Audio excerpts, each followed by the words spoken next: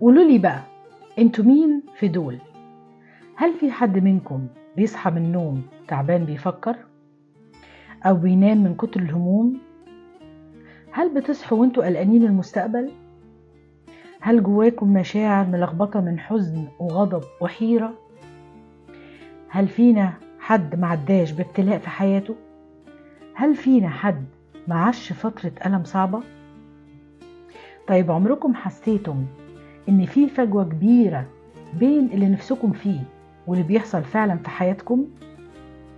أنا كنت كده، ما كنتش فاهمة هو أنا اللي غلط ولا أنا صح في الوقت الغلط. ومن اللحظة دي بدأت الرحلة.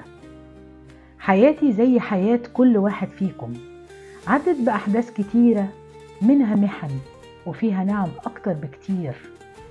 ما كنتش فاهمة ليه ده بيحصل، وكنت بسأل السؤال ده كتير، ليه؟ بس اكتشفت ان السؤال ده اصلا كان غلط. كنت بتكلم مرة مع واحدة صاحبتي وقالت لي: ما كفاية بقى، كفاية كده كلام في اللي فات وقلبي الصفحة. وقلبت الصفحة، بس مع الأسف قلبتها غلط. فكانت النتيجة أسئلة أكتر وأكتر في دماغي. قفلت عليها، دفنتها، وقلت أبدأ على نظافة. وكنت كل ما بقوم بخطوة لقدام ألاقي فيه حاجة عمالة ترجعني لورا، للماضي اللي اتدفن، للممنوع، الممنوع اللي أنا قررت إنه ممنوع أتكلم أو أفكر فيه. وهنا قررت أبدأ أدور على الإجابات. صحيح لقيت إجابات لمعظم أسئلتي، بس المفاجأة إن كل ما كنت بلاقي إجابات بتطلع لي أسئلة أكتر. رحلة التعلم عمرها ما بتخلص، وكل ما دروسك بتزيد وعيك بيزيد وإدراكك بيختلف. قلت في بالي: طيب بدل ما استنى ألاقي كل الإجابات، هبدأ بإذن الله بالإجابات اللي عرفتها في رحلتي. الرحلة دي كانت عبارة عن علم وخبرات اكتسبتها وعشتها. وهتستغربوا، كان أكبر معلم ليا واللي ما كنتش متخيلة إنه هيبقى أحسن معلم كان الألم اللي اتألمته. أنا كنت بخاف من الألم قوي، وشايفة إن الألم النفسي أصعب بكتير من الجسدي.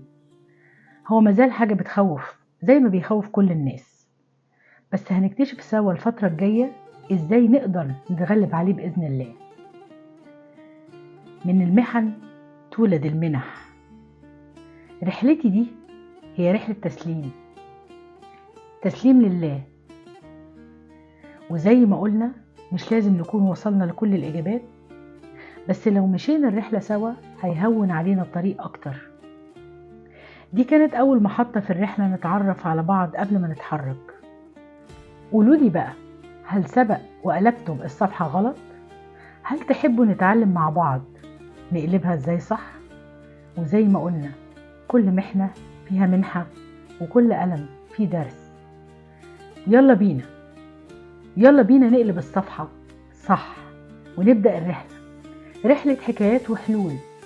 هنمشيها مع بعض ونتعلم ونساعد بعض. محطتنا الجاية بإذن الله هنبدأ فيها الأول بإننا نلحق عقلنا. عنوان المحطة الجاية: الحقوا عقلي. اكتبوا لي في الكومنتات اقتراحاتكم ازاي اقدر اساعد اكتر واحنا بنكمل الرحلة.